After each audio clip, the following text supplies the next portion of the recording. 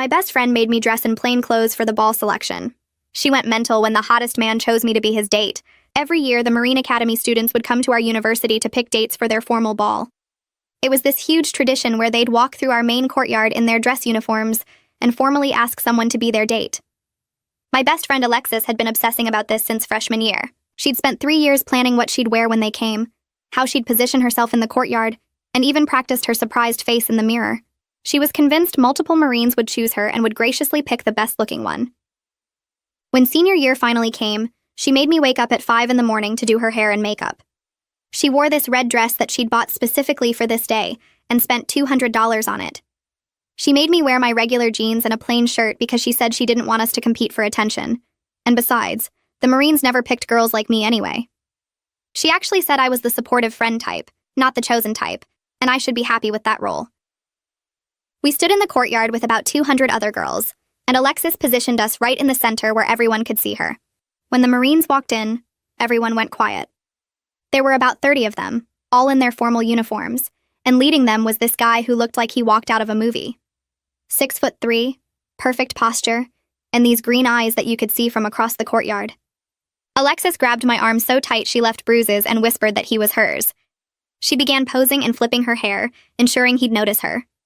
He walked straight toward us, and Alexis stepped forward with her practiced, surprised face ready, but he walked right past her and stopped in front of me.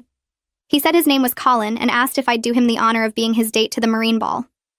Alexis literally gasped out loud and tried to step between us, saying there must be some mistake. Colin politely moved around her and kept looking at me, waiting for my answer. When I said yes, he smiled and handed me a formal invitation with his contact information. Alexis stood there frozen while other Marines chose their dates all around us. Not a single one approached her. For the rest of the day, Alexis didn't speak to me. When we got back to our apartment, she finally exploded. She said I must have done something to trick him, maybe talked to him before somehow. She accused me of secretly preparing for this and pretending not to care so she wouldn't suspect. She said I knew how much this meant to her, and I deliberately stole her moment. She actually used the word stole like Colin was property she'd claimed. She demanded I text Colin and tell him I couldn't go, that I was sick or had a boyfriend or anything to get out of it. When I refused, she said I was the worst friend in the world, and that plain girls like me didn't deserve guys like Colin. She said he probably felt sorry for me or lost a bet and had to pick the ugliest girl he could find. She spent the next 2 days giving me the silent treatment while texting everyone we knew that I'd betrayed her. She told people I'd been planning this for months and deliberately sabotaged her chances. Then she did something unforgivable. She texted Colin from my phone while I was in the shower. She told him I'd changed my mind and didn't want to go with him, that I'd only said yes to be polite, but I wasn't interested in military guys. She deleted the conversation so I wouldn't see it. When Colin didn't text me for 3 days, I thought he'd changed his mind until his roommate reached out asking why I'd been so cruel in my rejection. That's when I found out what Alexis had done. I contacted Colin immediately and explained everything. He was relieved because he'd actually been really excited about taking me. He said he'd noticed me volunteering at the campus veterans center and thought I was beautiful and kind. He'd specifically come to our university hoping to ask me. We made plans for the ball, and I didn't tell Alexis I'd fixed things. Instead, I told her she was right, and Colin hadn't contacted me again, so I probably wouldn't go. She immediately perked up and started being my friend again, saying she knew he didn't really want me. The night of the Marine Ball, Alexis was in our apartment watching movies and eating ice cream, fully believing I was also home moping in my room. I was actually at the ball in a gorgeous navy dress my sister had lent me, dancing with Colin, who turned out to be funny and smart and genuinely interested in me. I got back to the apartment around 10 in the morning, still feeling like I was floating from the night before. The ball had been perfect. Colin had been perfect. Dancing with him, talking with him, laughing at his stupid jokes about marine life. My feet hurt from the heels my sister lent me with the dress, and I had glitter from the decorations stuck in my hair, but I didn't care. I opened the door as quietly as I could and saw Alexis exactly where I'd left her last night. She was on the couch in her pajamas with a blanket, watching some romantic comedy and eating directly from a pint of ice cream. The apartment smelled like the popcorn she'd made, and there were tissues scattered on the coffee table like she'd been having a sad movie marathon. My stomach twisted with guilt, even though I knew what she'd done to me was worse. She looked up when I came in. "How was your moping evening?" She asked it with this fake sympathetic voice that made my skin crawl. I clutched my small purse behind my back where she couldn't see it. The purse had my phone and the formal invitation Colin gave me at the ball with his number written on the back in neat handwriting. "It was fine," I said, heading straight for my room. Just watch some stuff on my laptop. I knew you'd get over him eventually. She turned back to her movie. Guys like that don't actually go for girls like us anyway. They just do the whole formal asking thing because it's tradition. I closed my door and leaned against it, my heart pounding. The navy dress was still in my car where I'd hidden it that morning. I'd changed back into regular clothes in the parking lot before coming up. I sat on my bed and pulled out my phone. Colin had already texted me twice asking if I got home safe and saying he had an amazing time. I smiled and texted him back, then shoved the phone under my pillow when I heard Alexis moving around in the living room. The next few days were weird. I texted with Colin constantly but had to hide it like I was doing something illegal.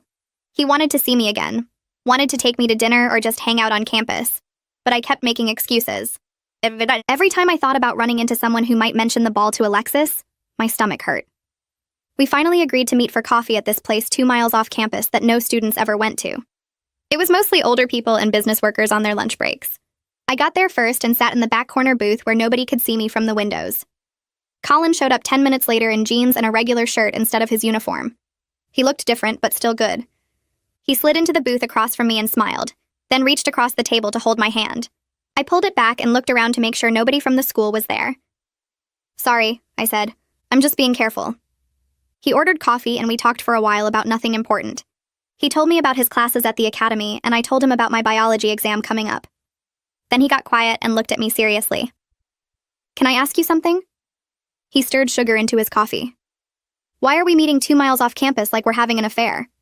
You know I want to take you out for real. Like actual dates where we don't have to hide." I explained everything. The whole story about Alexis sabotaging me by texting from my phone, how I'd fixed it without telling her, how I'd let her think he ghosted me so she wouldn't freak out. I told him about lying to her about not going to the ball and how she still thought I'd spent that night alone in my room. Colin listened without interrupting, his coffee getting cold in front of him. "That's really messed up," he said when I finished. "What she did with your phone. That's not what friends do." "I know." I picked at my napkin. "But if I tell her now that I went to the ball and we're seeing each other, she'll lose it. She'll make my life terrible. We live together and share all the same friends." Colin was quiet for a minute. "So you're going to keep lying to her? For how long?" "I don't know. Until I figure out what to do." He reached across the table again, and this time I let him take my hand. "I get it. Toxic friendships are hard. I had a buddy at the academy who was like that. Always competing with me, always making me feel bad about myself. But here's the thing. You're letting Alexis control your life even though she doesn't know she's doing it. You're hiding and sneaking around, and that's not fair to you. Or to me, honestly." That hit me harder than I expected. He was right. I was still letting Alexis dictate what I could and couldn't do, just like I had been for 3 years. I just nodded and stared at my coffee. A week after the ball, Colin texted me saying his sister was visiting campus for the day. Her name was Margot, and she was 2 years older than him, worked as a teacher in the next state over. He really wanted me to meet her and suggested lunch at the student union. I almost said no because the student union was right in the middle of campus where everyone ate, but something about the way he asked made me agree. I met them at noon. Margot had the same green eyes as Colin but darker hair, and she hugged me like we'd known each other forever. We got food from the cafeteria line and sat at a table by the windows. I kept looking around nervously, expecting to see Alexis or one of our mutual friends. "Colin says you two had a great time at the ball," Margot said, biting into her sandwich. "He wouldn't shut up about you for weeks before it." "Really?" I looked at Colin and he shrugged with this embarrassed smile. I told her about volunteering at the Veteran Center. He'd noticed me there months ago, apparently. Margot listened and asked questions about my major and my plans after graduation. She was easy to talk to, the kind of person who made you feel comfortable right away. Then she noticed me checking the entrance again. "You okay? You seem nervous." I explained the Alexis situation, the whole thing from the beginning to now. Margot's expression changed as I talked, going from interested to concerned to almost angry. "Let me get this straight," she said when I finished. "This girl made you dress down so you wouldn't compete with her. Then when a guy chose you anyway, she sabotaged you and has spent years making you feel like you're not good enough. And you're still protecting her feelings?" When she said it like that, it sounded insane. I know it's complicated. It's not complicated. Margot put down her fork. Real friends don't spend years making you feel less than. They don't manipulate you or tear you down. And honestly, sometimes the trash takes itself out. You just have to let it go. Colin nodded in agreement. I sat there feeling like they'd both just said something obvious that I'd been refusing to see. We finished lunch and I walked out with them, and that's when I ran into Dominic from my dorm building. He was with his girlfriend Sarah, both of them heading into the union as we were leaving. "Hey," Dominic grinned when he saw me. "You looked amazing at the ball the other night." I didn't know you and Colin were together. My stomach dropped. I could feel Colin and Margot both looking at me, waiting to see what I'd say. Sarah nodded enthusiastically and said something about how cute we looked dancing together. Thanks, I managed. Can you maybe not mention it to anyone, though? It's kind of private. Dominic looked confused. Why would it be private? Everyone thought you guys looked great together. Half the people there were talking about it. I just would appreciate it if you didn't bring it up. Please. He shrugged. Okay, sure. Whatever you want. But it's not a secret. Like, people were posting pictures and everything. They walked into the union and I stood there feeling sick. Colin touched my arm gently. It's going to come out eventually, he said. You know that, right? I knew. I just wasn't ready for it yet. 2 days later, I was sitting in my biology lecture trying to focus on cellular respiration when my phone started buzzing in my bag. I ignored it at first, but it kept going. Buzz after buzz after buzz. I pulled it out under my desk and saw 12 texts from Alexis. My hands started shaking as I opened them. The first one just said, "What the fuck?" The second one was a screenshot of an Instagram post from someone at the ball. It was a group photo and I was visible in the background in my navy dress, Colin's arm around my waist. We were both smiling. The photo was tagged with both our names. The next 10 messages got progressively angrier. She asked why I lied, called me a snake, said she couldn't believe I'd betrayed her like this. The last one just said we needed to talk immediately. I couldn't focus for the rest of class. The professor's voice became background noise while I stared at my phone, watching the messages keep coming. By the time class ended, there were 20 texts. I walked back to the apartment slowly, taking the long way, knowing what was waiting for me. Alexis was standing in the living room with her arms crossed when I opened the door. Her face was red and her eyes looked wild. Why did you lie to me? She didn't even say hello. You went to the ball. You went with Colin, and you let me think you stayed home feeling sorry for yourself. I tried to explain. I told her about finding out she'd texted him from my phone, about fixing things with him, about being scared of how she'd react. But she talked over me before I could get 3 sentences out. You deliberately humiliated me. You snuck around behind my back and made me look stupid to everyone who knew the real story. Do you know how many people must have seen you there and then watched me talk about how Colin didn't want you? You're the one who texted him from my phone. My voice got louder. You sabotaged me first, because you stole my moment. She was yelling now. You knew how much that ball meant to me. You knew I'd been planning for it for 3 years, and you just took it. I didn't take anything. Colin chose me. That's not something you can steal. The argument went on for 20 minutes. She kept saying I'd been plotting against her since the beginning, that I must have contacted Colin beforehand to arrange the whole thing. She called me a snake and a fake friend. She said I'd been pretending to be supportive while stabbing her in the back. I tried to stay calm, but finally I lost it. You sabotaged me first, I said again. You texted Colin from my phone and told him I didn't want to go. You deleted the messages so I wouldn't know. And you've been undermining my confidence for 3 years by calling me the supportive friend type and acting like I should be grateful you even hang out with me. Alexis went completely silent. For about 10 seconds, she just stared at me. Then her expression changed into something cold. You're delusional if you think Colin actually likes you. He probably felt sorry for the sad girl in plain clothes. Or maybe it was a dare.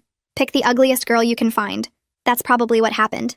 Something inside me broke, but not the way it usually did when she said things like that. This time, instead of hurt, I felt clarity. I could see the pattern so clearly. Years of little comments designed to keep me small. Years of positioning herself as the pretty one, the chosen one, while I was supposed to accept being the backup friend.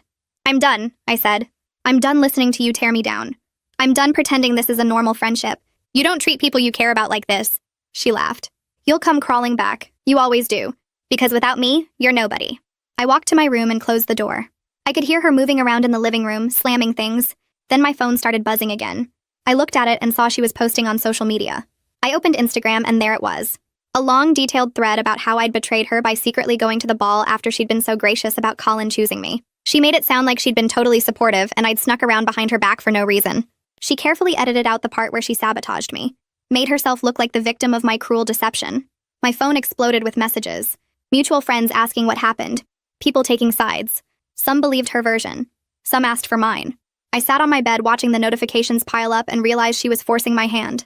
I could either publicly defend myself or let everyone believe I was the villain in her carefully crafted story. I sat on my bed staring at my phone until 3 in the morning. The notifications kept coming in waves, and every time I thought they'd stopped, another round would start. I opened a blank post and started typing. My hands shook as I tried to find the right words to explain everything without sounding cruel or defensive. I deleted entire paragraphs and rewrote them. I wanted people to understand what really happened, but I didn't want to destroy Alexis publicly, even though she'd tried to destroy me. Around 4 a.m., I finally had something that felt honest. I explained how she'd texted Colin from my phone while I was in the shower and deleted the conversation. I attached screenshots showing the message she'd sent pretending to be me and the timestamp proving I was showering when it was sent. I wrote about how she'd spent 3 years telling me I was the supportive friend type and not the chosen type. I kept it factual and tried not to make it sound like I was attacking her. I read it 12 times before finally hitting post at 5 in the morning. Then I turned off my phone and tried to sleep, but my brain wouldn't shut down. When I woke up 3 hours later, my phone had exploded with responses. Some people were shocked about the text message sabotage and said they couldn't believe Alexis would do something like that. Others commented that I still shouldn't have lied about going to the ball, and that deceiving her made me just as bad. A few mutual friends said we were both being dramatic over a guy and needed to grow up. One girl I barely knew wrote a long comment about how this whole situation was toxic, and we both needed therapy. I felt sick reading through everything because no matter what I said, some people were going to think I was the villain. My phone rang around 2 that afternoon and Colin's name appeared on the screen. I almost didn't answer because I was embarrassed about the whole mess being so public. He asked if I was okay, and his voice sounded angry but not at me. He said he'd seen everything on social media and couldn't believe Alexis had sabotaged me like that. He asked why I hadn't told him about all the other stuff she'd said over the years about me being the supportive friend type. I explained that I'd gotten so used to her comments that I didn't even recognize them as put-downs anymore. Colin got quiet for a moment and then told me about his former best friend from high school who constantly competed with him over everything. Grades, sports, girls, even stupid stuff like who could do more push-ups. He said it took him 2 years after graduating to realize that real friends don't make you feel like you're always losing some invisible competition. We talked for over an hour about toxic friendships and why people stay in them. He said something that stuck with me, that sometimes we accept treatment from friends that we'd never accept from a stranger, because we confuse history with loyalty. I felt less alone after that call because someone finally understood why this whole situation was so complicated. That evening, someone knocked on my bedroom door.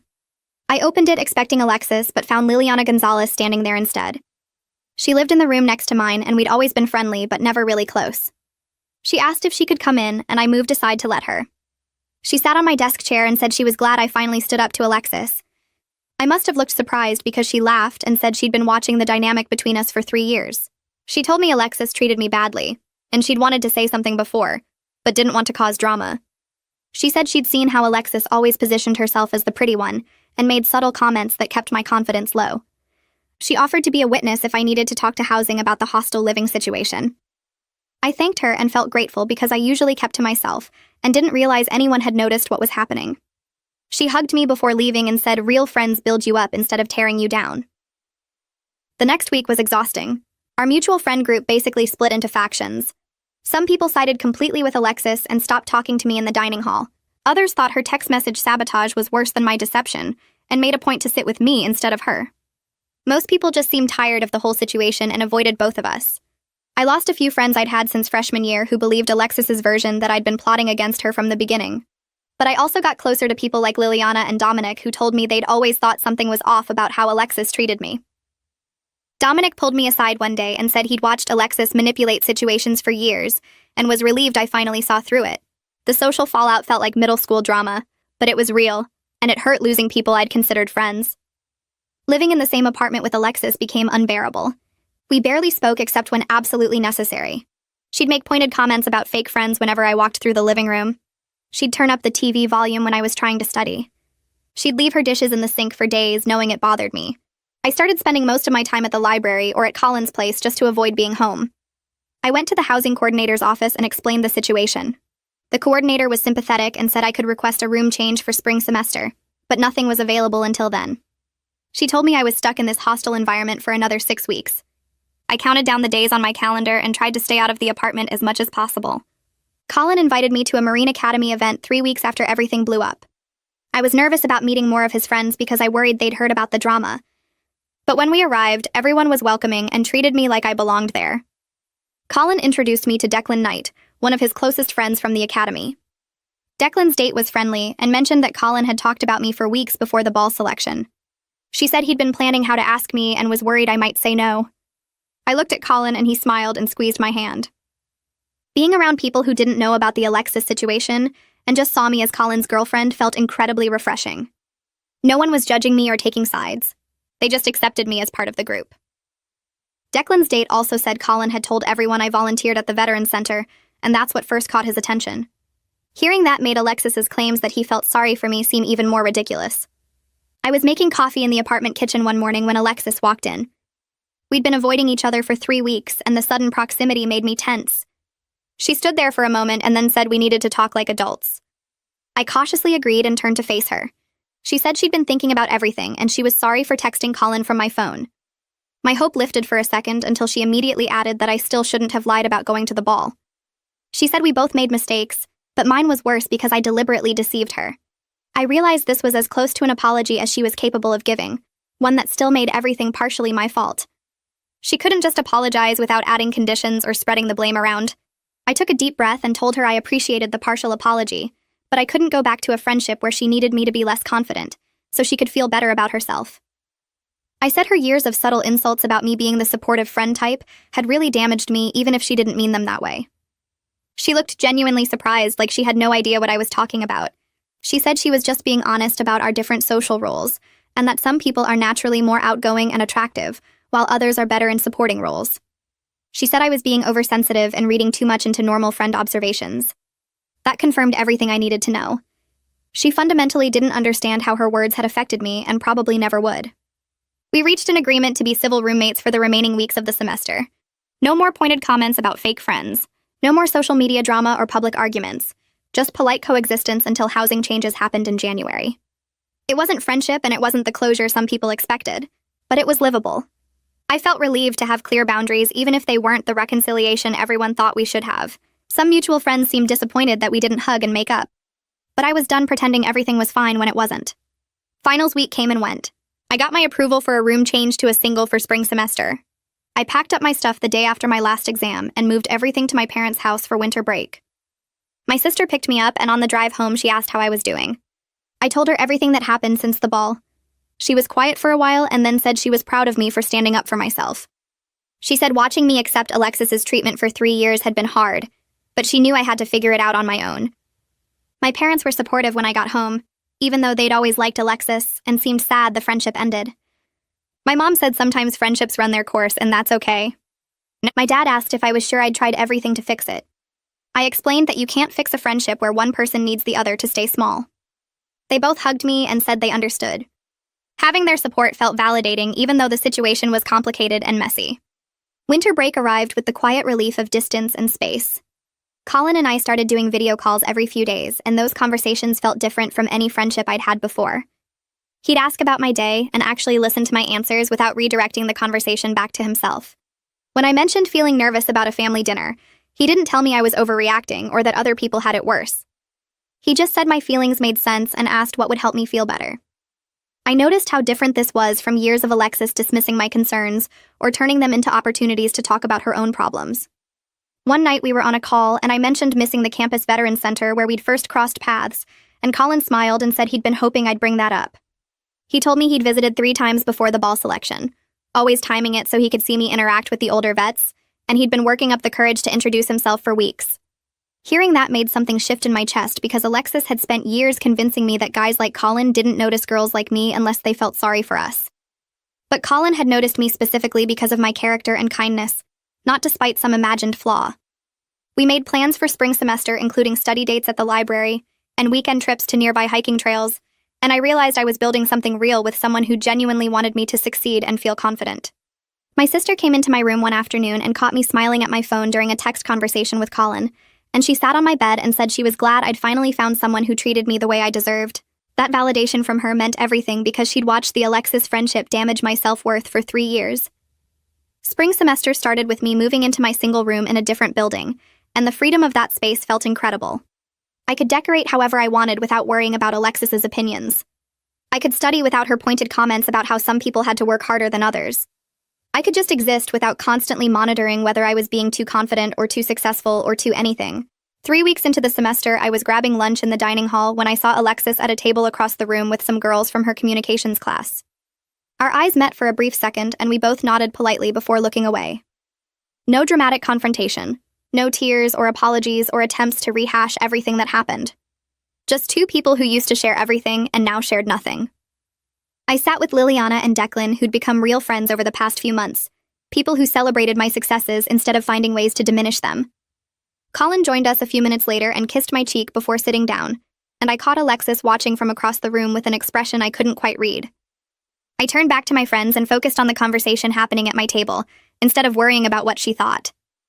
Sometimes I felt sad about losing what I thought Alexis and I had, but mostly I felt relieved to be free of constantly feeling like I wasn't enough.